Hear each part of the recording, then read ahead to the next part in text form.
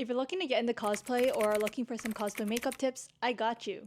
Starting from the very basics, I wanted to share some things that I wish I knew when I started cosplaying. This is the first part of a new series where I want to help you have confidence and have fun cosplaying the characters that you want. In my 10 years of cosplaying and around 5 years of more seriously cosplaying, these are all tips that I found leveled up my cosplay game. I wanted to put them all in one place so that you don't have to struggle like I did. Do you ever find yourself halfway through a convention day with your makeup almost gone? Or when you apply your base makeup, it doesn't go on very smoothly? Or you think your skin doesn't seem like it's in the best condition, but you can't put a finger on why? Disclaimer, this video is general skin advice. Please consult a professional to target specific skin concerns. Today's video is going to be about skincare and some tips on preparing your skin for your convention makeup for that long convention day. Here's how I got my makeup looking from this to this, starting from skincare prep.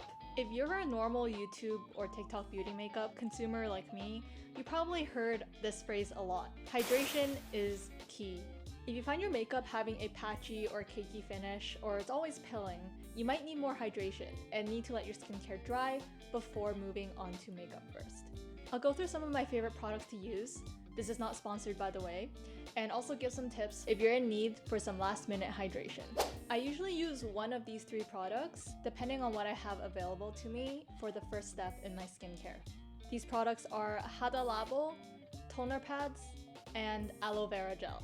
You've probably seen the hada labo around a lot. It's been talked about in a lot of YouTube and TikTok videos, but the ones I have are the blue bottles. There is the toner version and the emulsion serum bottles. So the toner version is a lot more liquidy and the serum is a bit more viscous. I like to use these hand in hand. So how I like to use them, using the toner first, put it on my face, pat dry, and then use the emulsion right after. I usually use around a pea-sized amount and then slather it all over my face and wait for it to dry and be absorbed. Benefits of the hada labo products, they are mainly hyaluronic acid. Their main goal is hydration. I find that it always gives my skin that hydrated, dewy feeling. So even on lazier days where I don't feel like putting on my skincare, I just put the hada labo on and call it a day. Next product are toner pads. So again, if you're really big into the K-beauty scene, you've probably seen more videos of K-pop makeup artists using toner pads to hydrate the skin and prep the skin before makeup. The ones I use are the Mediheal ones, the dark blue. I forgot the name of them, but I like to, before skincare, put the toner pads on, one on each side of my face or areas where I want to target more dryness, wait for around 15 minutes, and then take off the toner pad and pat in that serum so that my skin has it fully absorbed, and gently wipe it afterwards so that my skin is hydrated and there is a clear base. Finally, it is aloe vera gel. It's not the product that you use to put on after your sunburns. It's more of the K-beauty version, you know, the ones in the round tub. I think there's a bunch of different brands now, but before I used the Nature Republic version. And I find that for those aloe vera gel tubs, a little goes a long way. Like, you could use a little bit on your finger and it could cover your entire face. These aloe vera gels are also very inexpensive and they last quite a long time. You're really getting that bang for your buck there, you know? I find that it dries very easily. It's definitely not as hydrating as the others, but if you apply a lot and wait for it to absorb, it still gives you that good enough hydration as well. I've been using the aloe vera gel first for the longest time before I purchased the hada labo and the toner pads. So basically all my makeup between like 2020 to 2022 or something, I used aloe vera as a base. And even now, sometimes if I don't want to bring my large bottles and I don't have anything to decant my hada labo products into, I bring around a little sample size of aloe vera on trips, and it honestly does the job well enough as a base.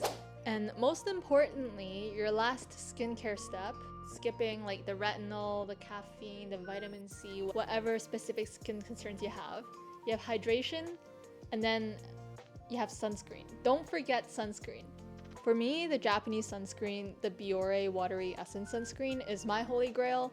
I actually purchased Anessa. I still need to try it, so I haven't incorporated that fully into my routine yet, but currently I am also using the VT Sika Tone Up Sunscreen, and I find that to be very nice for my skin as well, and it actually helps a lot with the redness of my skin as the base. But in general, the main takeaways here is once you're finished your hydration, let that soak in, and then afterwards, when you put on your sunscreen, you have to also let that sit and let your skin absorb that sunscreen before the next step. Otherwise, your primer or whatever else you're gonna put on afterwards is just gonna pill and not make your foundation as smooth as you like, and your makeup will end up patchy or cakey throughout the day, which we don't want.